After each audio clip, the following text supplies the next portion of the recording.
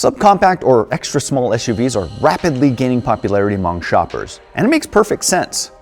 Most drivers aren't willing to give up the elevated ride height and greater view of the road once they've experienced driving one, but not everyone needs something as big as a Suburban or even a CR-V. The newer class of pint-sized SUVs benefit from a sedan-sized footprint that makes them easy to maneuver and park while also returning strong fuel economy. They also provide a much bigger and more flexible cargo area than the typical sedan. They're not the best choice for growing families, but they're great for almost everyone else, from first-time drivers to empty nesters. Before we tear through the list, do us a favor, hit like and subscribe below, and head over to edmunds.com/sellmycar to get a cash offer on your vehicle. Here then are the best subcompact crossover SUVs that have made it through Edmunds' exhaustive evaluations that include track testing and real-world driving. Whether you're looking for something basic or luxurious, we've got you covered. We're starting with the best here. As we're filming this in July 2021, we rank the Chevy Trailblazer as the best subcompact crossover. Like any of the vehicles in this class, it's easy to drive and packed with features. The Trailblazer further distinguishes itself with sharp Camaro-like styling and positively spacious rear seats. It's not particularly quick, even with a more powerful 1.3-liter engine upgrade. Handling is pretty far from what we consider inspiring too, but then again, most shoppers aren't really looking for something sporty in this segment. For them, the Trailblazer would be more than adequate. This new Trailblazer easily exceeded expectations, and we're confident you'll be just as pleasantly surprised by how good it is. In a very close second place is the Mazda CX-30. Not only does it stand out from the rest with its sleek style, but it continues to impress with an interior that rivals some luxury brands. What's better, it's way more fun to drive. The base engine gets the CX-30 to 60 miles an hour in 9 seconds, which is a little quicker than average, while the new turbocharged option gets you there in only 6.4 seconds. That makes it the quickest in the class. It's also a Mazda, which means it handles the curves better than rivals, yet the ride quality remains calm and comfortable. Drawbacks are few, forgivable, and include some big blind spots and below average fuel economy. Frankly, it's been a while since Buick has been in a best of list, but it's good to see them back with the Encore GX. Considering it's related to the top Chevy Trailblazer, it makes perfect sense. It's in a numerical tie with the Mazda, bolstered by similar levels of sporty handling, ride comfort, and appealing style. It further benefits from a slightly larger cargo space, but it's held back by its loud engine, noticeable road noise, and thick roof pillars that make it hard to see out the back. It can also be a little more expensive than others in this class. The Hyundai Kona is right in there with an equally impressive Edmunds rating score. Like the CX-30, it has a punchy turbo engine option and is perfectly at home on a twisty mountain road. As with most Hyundais, the Kona earns more points for value as you get a lot of features for the money, as well as the longest warranty coverage in the industry. It's pretty likely that the Kona could meet or beat the Mazda with a stronger base engine and smoother shifts from the turbo's transmission. It also gets knocked for the abundance of hard plastics inside and smaller rear passenger and cargo space. Defining the Subaru Crosstrek isn't easy. Is it a wagon, a hatchback, a subcompact crossover? Whatever you call it, it's in a three-way tie for second place with the Buick and Hyundai. The Crosstrek sets itself apart from the rest with taller ground clearance and standard all-wheel drive, giving it greater abilities off-road or in nasty weather.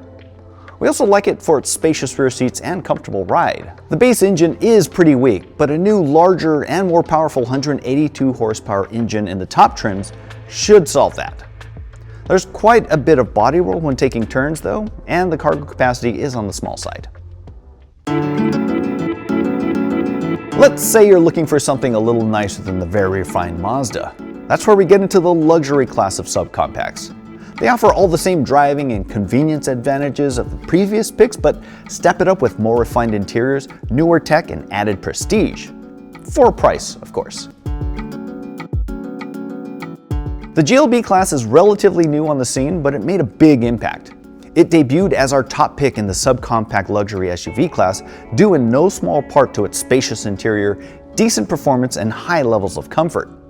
It's also packed with tech, including the praiseworthy MBUX infotainment system.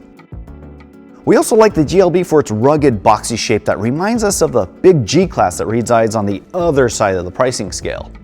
I like to call it the lowercase G-Wagon. It is still a Mercedes though, which means the price can easily spiral out of control when you start adding options. The standard GLB 250 is very competent, but isn't all that exciting to drive.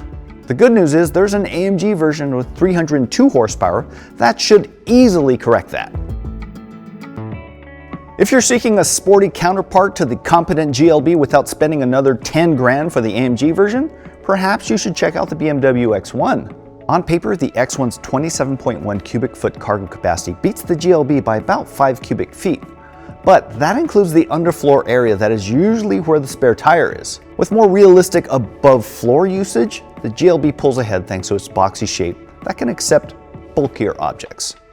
The X1's sporty handling will keep spirited drivers happy on a twisty mountain pass, and the potent turbocharged engine has more than enough power.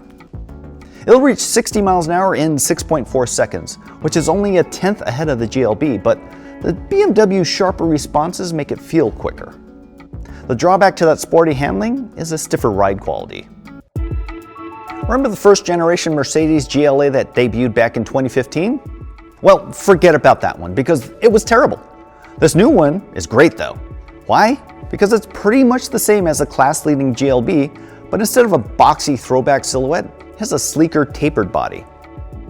That shape results in reduced rear headroom and quite a bit less cargo space.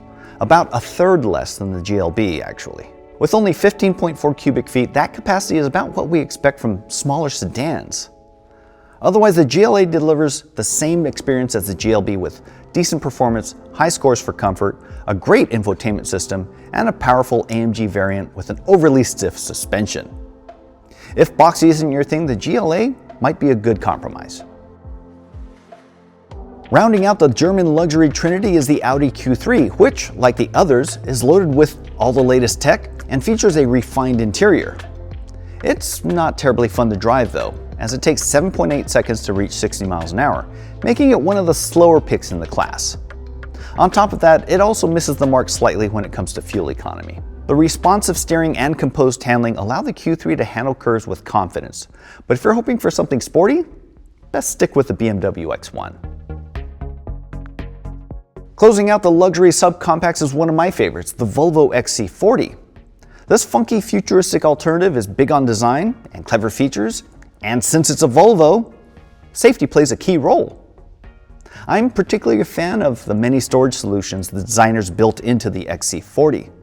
There's a hook that flips out from the glove box to hold bags, a handy little waste bin in the center console, and one of the most versatile cargo areas around. It could use some suspension tweaks to improve handling though, and the infotainment system isn't nearly as intuitive as the ones found in its German rivals. Well, that's it for our current list of the best subcompact crossover SUVs. During the course of the year, these rankings may change with the introduction of newer models, so remember to check out Edmunds.com for all the latest news, reviews, and information. Thanks for watching, and don't forget to hit the like and subscribe buttons below.